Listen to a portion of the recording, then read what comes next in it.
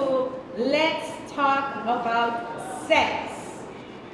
3, this is the third time that we're hosting this wonderful panel discussion, and we are happy to be here in the Lions Civic Center in Sucker Garden.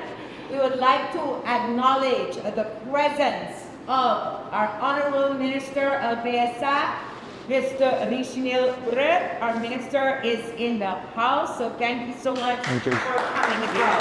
Thank you. My name is Electra, and I'm the president of the Electrolytes Foundation, and this is Shelly Alfonso. She is the president of the Positive Foundation. We are here in partnership, in a big partnership with the Collective Prevention Service, the Lions Club. Of course, we gotta say thank you to our wonderful sponsors like Benu Pharmacy for these beautiful shirts.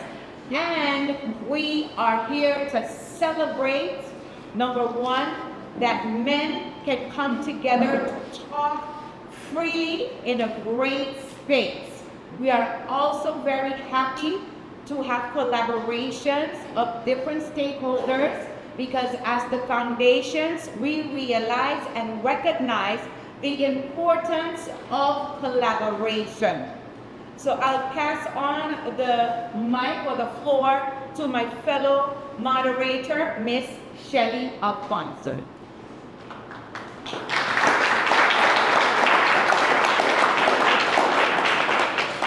Good evening. Thank you for coming out, and please, we do apologize for the inconvenience, and we are definitely grateful for you and your patience for being here this evening. As we come together to shine a light on a topic that is often not spoken about, a topic that is usually seen as a taboo, that one can consider a stigma, we're talking about prostate cancer. As a man, I understand that conversations about our health do not always come easily. Too many times, men avoid checkups, delay screening, or hesitate to talk about what is going on with them and their bodies. But tonight, we are one step closer to breaking the silence. We're one step closer to breaking the stigma. I want to commend the organizers, Electrolyte Foundation. Can you please give them a round of applause? Positive Foundation, CPS,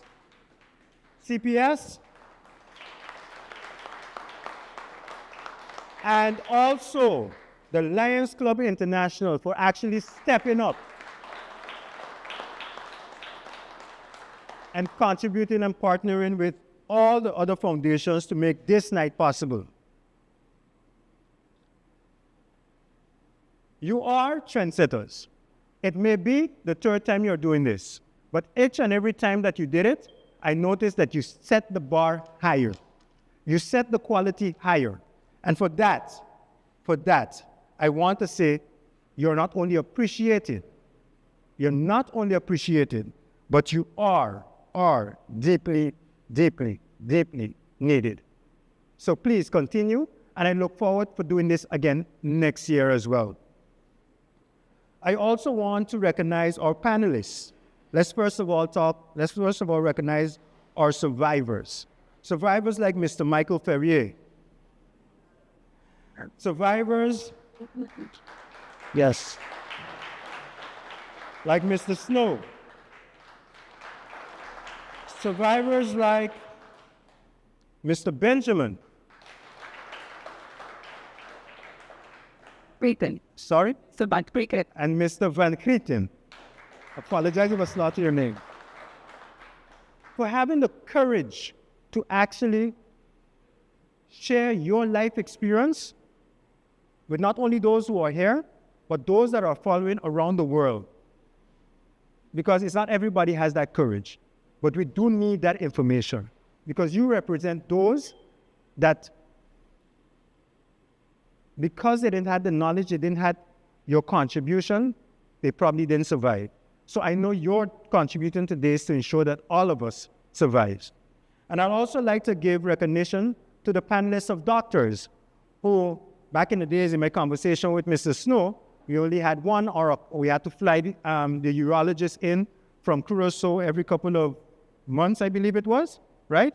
Every couple of months. That to know that the Ministry of VSI has had the privilege and the pleasure to actually recruit not one, not two, but 3 urologists.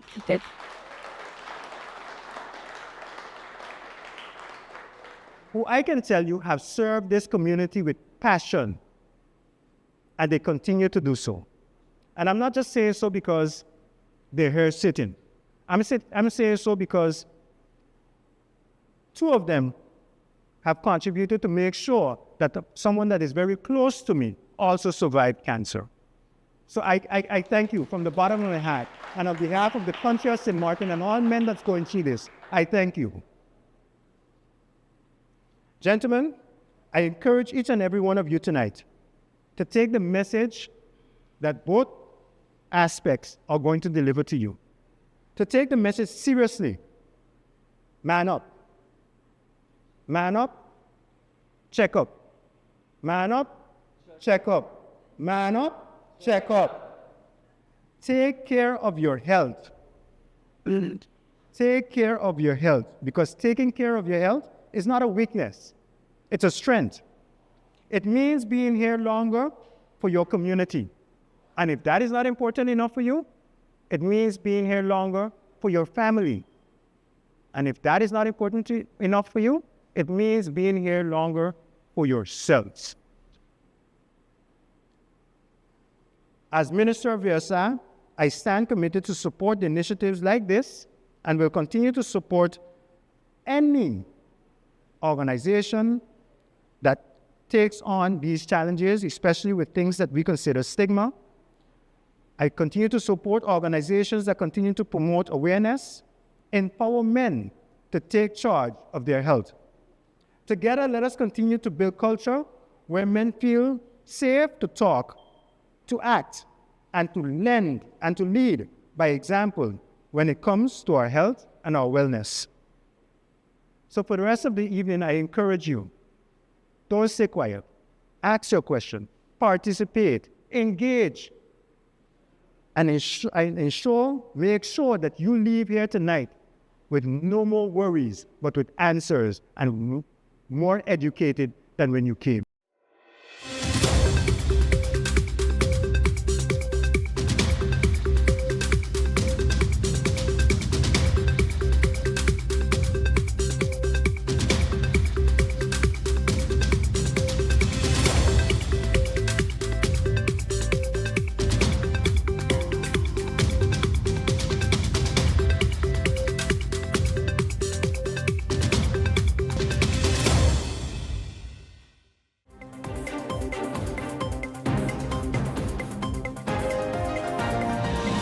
Ahead of the mission, it's important to say that I express my concerns of the people of St. Martin about the delays in the successful implementation of tangible trust fund projects. My focus was centered around, for example, the Emergency Operations Center, that is the center that is supposed to be built next to the Fire and Ambulance Department. Also the library, the repair of sport facilities. In this case, it's about 13 gyms next to schools and 12 sport complexes diffused over the island. And also the reconstruction of the Charles Leopold Bell School and the Sister Marie Laurent School. These are, for me, main focuses of projects that has to be realized with trust fund money in the coming years, realizing that the ultimatum of this trust fund money is 2028. These are projects that are long awaited and are so critical, I believe, for the people of St. Martin, and that is actually the reason that I decided to be present to make sure that these projects that I just mentioned will be realized for the people of St. Martin. Especially realizing that following the cancellation of no less than 4 contracts with a foreign contractor, in this case the Chinese group, there is a huge uncertainty on whether these critical projects could be realized after the cancellation of that project. And that is also the reason that they said we were not successful in the agreement with the Chinese contractors, but still, although we lost time in the negotiation of the contract with the Chinese, we have to start again to make sure that we finalize these contracts for the people of St. Martin. I made it very clear, both in writing and in meetings with the steering committee and the World Bank, that we cannot walk away from these promises of tangible and visible results for the people of St. Martin. Important is that after intervention that we had and extensive negotiations, the Netherlands and the World Bank agreed to make additional funding available for the Emergency Operations Center. I think that's something great, that will be additional funding available for the Emergency Operations Center, also for the sport facilities and the school gyms. The World Bank also ensured us that the World Bank will not turn its back on St. Martin before these projects are successfully implemented. For the Emergency Operations Center, the EOC, the World Bank also agreed to explore how the trust fund could support not just with financing the construction of this critical facility, but also the necessary internal design, furniture, equipment, and training to ensure that this new Emergency Operations Center will be fully operational by the end of this trust fund. On the education and sport facilities, the Minister of Education, Culture, Youth and Sport will be able to provide further updates, but the most important news is that these projects will fully be financed through the trust fund, and that key tenders are already on the market. On the waste management projects, which are so critical for St. Martin, the steering committee agreed with the proposal of the government of St. Martin to increase the budget for the wastewater project with $5 million to connect additional homes in the cul-de-sac area to our sewage network. These works are scheduled to start in the second half of 2026. In parallel, the project will support neighborhood beautification also, including green spaces, murals, upgrading bus stops, benches, and perhaps some community gardens. The steering committee also reserved an additional $20 million for the full closing of the landfill by 2032. I think that is something great also that we have achieved in these negotiations with the World Bank, bringing the total available envelope for solid waste management to over $100 million. On the waste project, the Minister of Romy will be able to provide in the nearby future more information. As Prime Minister, I think it's my responsibility to ensure that the entire 550 million euros that the government of the Netherlands granted to St. Martin is made good use of for the realization of the projects to build a resilient St. Martin. Last week's mission was successful in securing that no critical project is being cancelled. However, my responsibility does not end with the promises in Washington, D.C.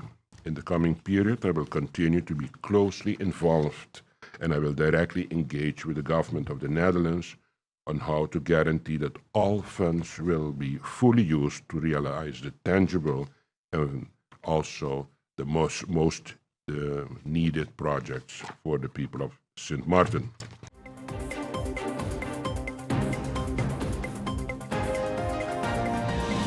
But, for example, if spending less, you mentioned 3 ministers went to New York. I assume they all flew business class.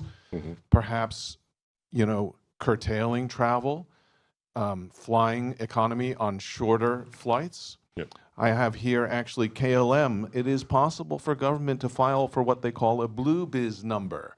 meaning that government can actually accrue loyalty points for all of the people who fly, and you can use those points to pay for future travel. So there are cost savings mechanisms that don't impact your ability to function as a prime minister, but would help to bring down costs in order to fit activities within the budget that you do have.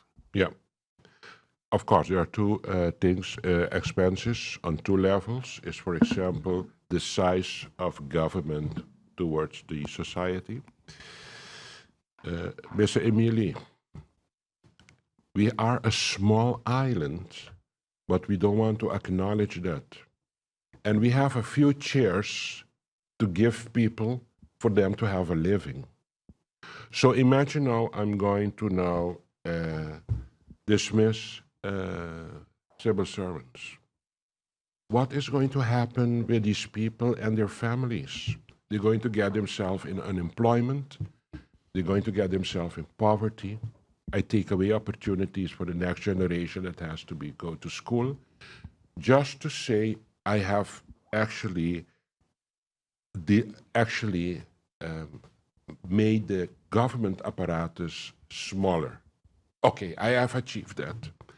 The other side of the story is that I have pushed them in poverty.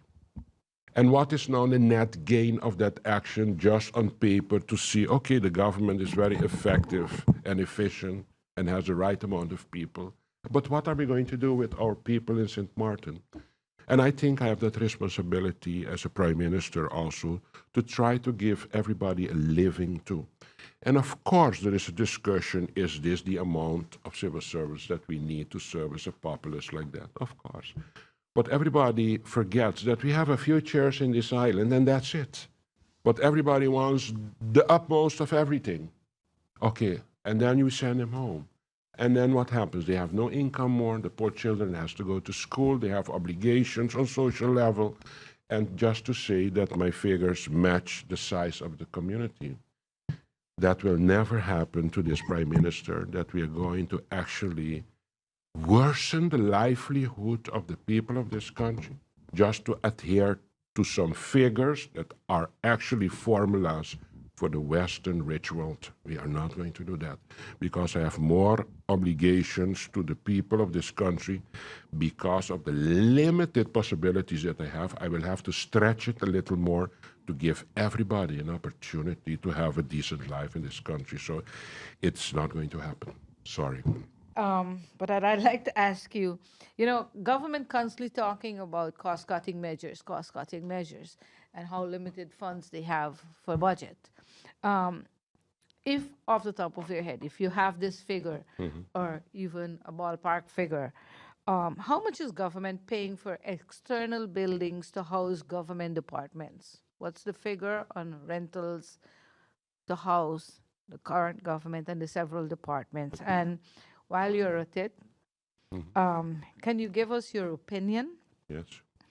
on the controversial appointment of the Yes. central bank chair? Of course. Now that you've heard what Parliament have had to say, as we speak, there is a member of Parliament on the radio. So I'd like to know, as Prime Minister, what's your thoughts on this? Okay. Two questions you asked me, Mr. Shaw. The first one is a ballpark figure about how much. I do not have that exact number, but one thing you can ask whoever you want in this building.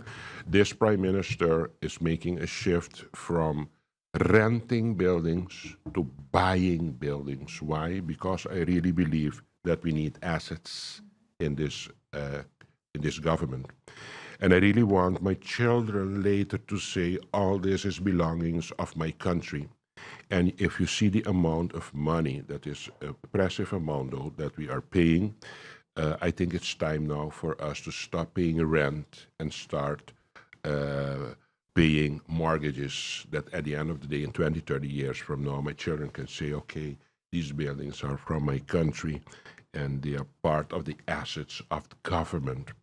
So every time again I get a request for approval of a building for whatever department, I always ask them the first question, let's shift now from renting to buying, because I really believe that it's time now for government to start building up its assets for the future.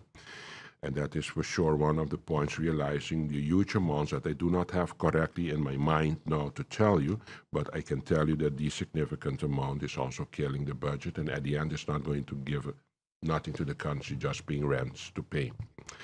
On the Central Bank of Curaçao and St. Martin, Mrs. Sean, let us please start loving our country.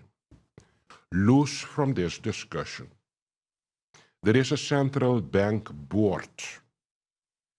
We, since 4 years already, has the right to have the chairmanship of this board. There is a minister that comes and makes a choice of a candidate. Loose from the candidate. The fact that is one of our people standing up and saying it's time now for us to take over the chairmanship of the Central Bank of Curaçao and St. Martin. Instead of we applauding that for our country, for us to propel the development of our country, we are starting now to criticize our minister that is trying to get the chairman of the board for our island. I don't get it. I do not understand the mentality of our people sometimes. I think it's great that I have a minister that comes and say, you know, we have 4 years already the right to be the chairman of the board of Curaçao and St. Martin. Ultimately, we have a minister that comes and say, guys, I'm going to do something heroic. It's time for us to take this position and put it in hands of St. Martiners for us to be able to control what is happening in the Central Bank. Instead of we supporting the minister, we are criticizing the minister. Personally, I don't get it. I do not get it. But what do we want now? We had 4 years before us. You guys are journalists. Why didn't you ask the former government that has 4 years without a chairman of the board? Why didn't you ask them all those years? But guys, shake up, pull up your socks, do something. It's your time, your turn to have the chairmanship of the board. Why nobody asked them? Why did that not happen? No, all of a sudden somebody takes the initiative to do something great for her country. And now the problem is not that it's not about being the chairman. No, it's about the minister that tried to get that position in St. Martin.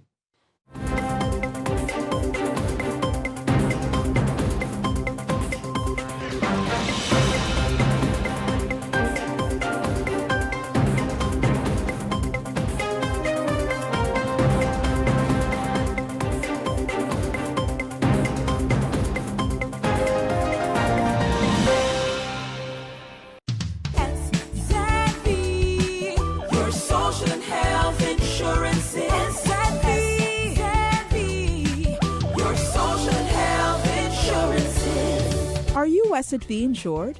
Do you have a valid medical insurance status? SXV is cardless. Request your My SXV account today and enter the virtual office of SXV.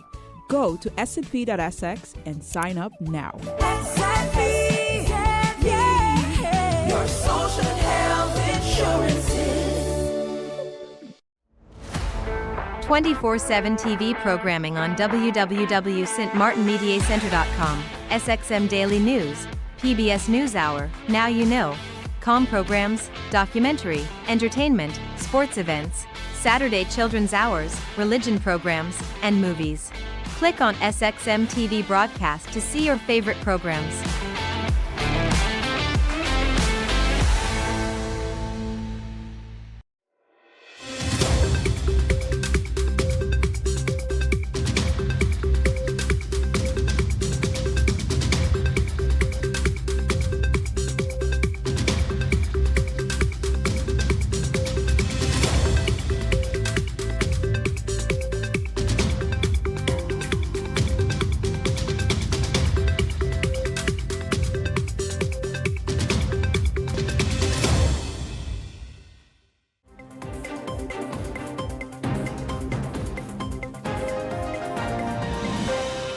Together with the University of San Martin, the Ministry of Education, Youth and Sport of San Martin, the Help Our Children Foundation, the Library of San Martin, and the 7 to 1 Children Kids Foundation. We are organizing this two-day event. Today is the open house to all families from San Martin. We have had a very nice turnout. We have different activities for old and young. We have had a couple of workshops and a drama production. We have invited local and also authors from the neighboring islands to contribute today for this event. Our main goal is to share with the parents and with the children that that reading is fun, that reading is important, and it should be a family event and not only something that happens at the schools.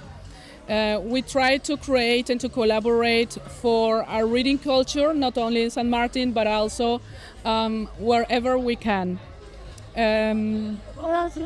We have had the support of different of our organizations, a lot of children also volunteering from the different high schools, and we think and we see that this event is putting all the community together. I talked to a couple of people coming in and they really enjoy the event, and we hope that we can do this every year. My name is Aurélie Boyret. I'm from the Division Education Innovation. I'm representing the Ministry of Education, Culture and Sport. Next to me we have Juliana Hodge-Shipley, the Division Head of General Liberal Arts and Education from University of St. Martin. Thank you. My name is Shirley Richardson and I'm from representing the library, St. Martin Library. My name is Miranda Morris-Carty and I am representing Division Public Education. My name is Betsy Janela Chian and I'm representing the Bibliana Foundation. I am Sharmina Powell Richardson and I'm representing the Ministry of Education, Culture, Youth and Sport. Good morning, I'm Angela Richards and I'm the president of the Help Our Children Foundation. It is truly a pleasure to be here at the Reading Festival at the University of St. Martin. I want to thank the organizers and everyone else that it is involved, and I'm thanking all the students as well for coming here today. It is truly a pleasure to see so many students happy to read and to learn more. Reading is more than just about books. It's about imagination. It's about connecting us all to new worlds and to new things. So, since we're all here already, I would just like to say on behalf of the minister that we look forward to supporting events like this, and literacy is important and literacy matters. Thank you very much. My name is Marvio Cooks, and let's all go have fun reading.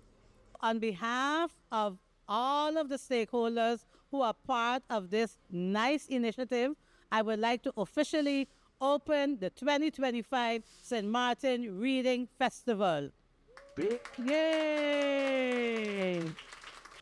But I believe that I am ugly. That's why I hide my face when the morning comes. Marietta. One afternoon, while Cuckoo was sleeping under the tree, Hummy flew by. Oh wow! Look at you! A face like yours would scare the feathers off any bird. You so ugly. Ugly! Am I really that ugly? You so ugly, I hope to never see your face again. She pecked at him and flew away. No one had ever told Cuckoo he was ugly. Trina, the most beautiful swallow. I will make her mine. I'm overwhelmed with the response that we have received from the general public. We had a great turnout. Yesterday we had all the public schools who came, and everyone was so excited to be here with the new books that were sent from WNF Netherlands to St. Martin for our young people. This is the idea that we want to spread for our St. Martin youth, that we need to read and take care of one another. Reading is so essential for our development and the development of our children, that we don't need to travel, but you can dig in a book and you can get the experience as if you really went on vacation. Today, I wanted to say also, thank you so much to all the sponsors who have made this possible. Year after year, it's becoming more and more challenging, but we are not giving up. And we want everyone to know that this is a worthy cause. We need to take care of our young people, and we need to make sure that they're well equipped when they go out there in the world. And we're going to start by making sure everyone can read, everyone can enjoy reading.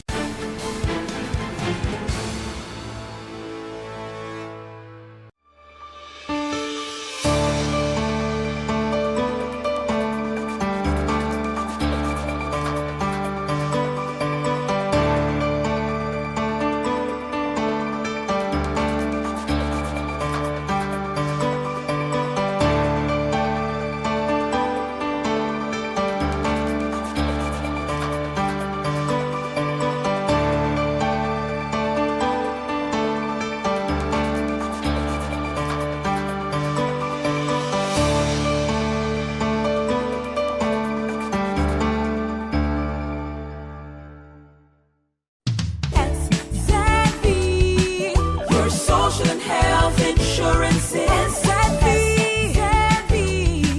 your social and health insurance. Are you SXV insured? Do you have a valid medical insurance status?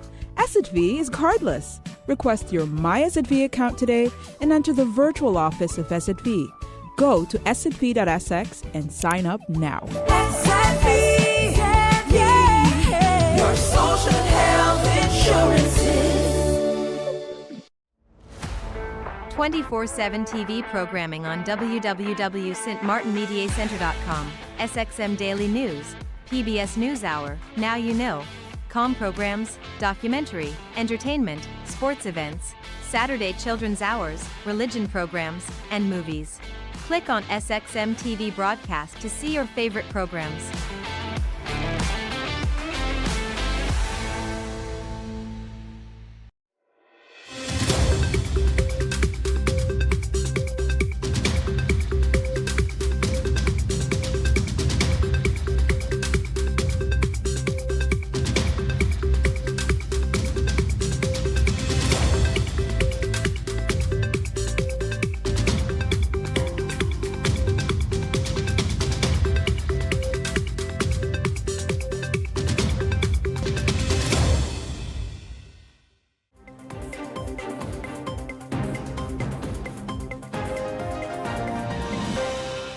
The Reading Festival is so much more than just books. It's all about fueling big dreams, sparking imagination, and helping kids grow into bold, creative thinkers. The excitement continued on Friday, September 26th, as the second annual Reading Festival lit up the Seventh-day Adventist School, a day full of stories, laughter, and endless inspiration. Hello everyone, my name is Casilda Thomas Brooks and I'm an author from Anguilla, visiting St. Martin for the Reading Festival. I'm the author of the book Anansi and the Hurricane. My experience here during the Reading Festival has been full of excitement, fun, and I really enjoy reading to the kids and doing the storytelling session. And what I most enjoyed was hearing the stories from the kids. So we've been having a blast at the Reading Festival. I hope you guys continue to have it every year.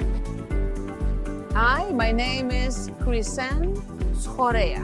And yes, I'm not from St. Martin, I'm from Curacao. And I'm here representing a project group that created let's say, or revived the Anansi stories we all know that originated in Africa and distributed all over the Caribbean.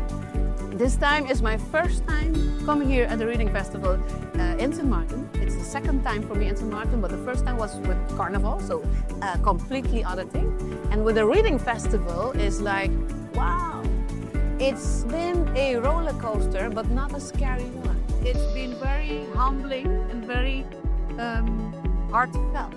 Yes, and I've had mostly Group 7 and Group 8, and I guess St. Martin has a very good future because I got some very clever and opinionated youth all these days with all the stories, and I guess it's been proven again that with stories, with examples, situations given to children, it will make it easier to get a message or to put them to take, because they can relate much better. So I'm very, very glad we made these books and brought them to St. Martin, but also we published them also in Dutch and in Papiamento and Papiamento, because we want to spread them to the other islands too and to the Netherlands, so they get to know about our African heritage in Dutch.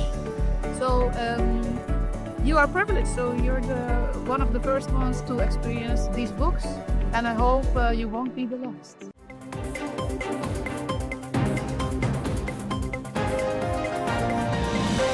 Nurses assembled at 2 separate locations to vent their concerns and frustrations regarding incidents of assault, violence, and disrespect meted out to them.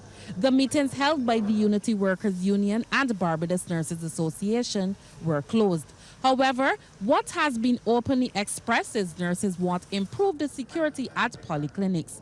General Secretary of the UWU, Caswell Franklin, who says more able-bodied security officers are needed to patrol polyclinics, is giving authorities 2 weeks to put tighter security measures in place at these healthcare facilities.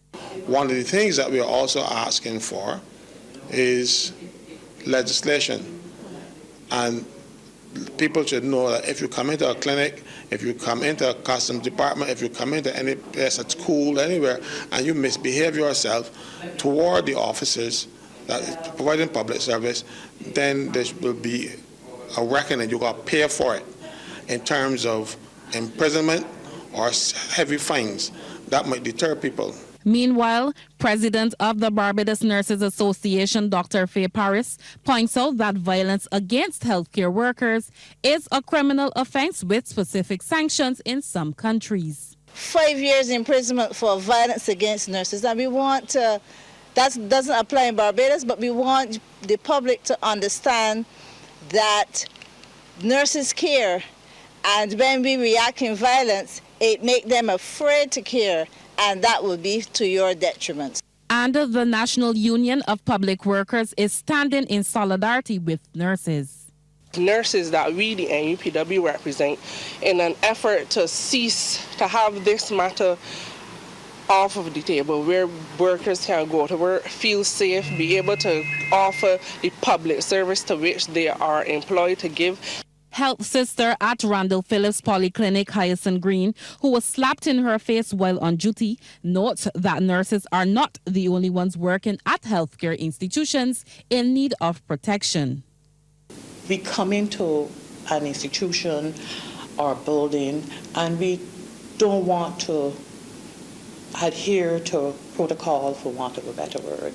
So then we get out of hand, and then, so there really should be security in place to deal with that kind of situation. The emergency meetings caused delays at some polyclinics across the island.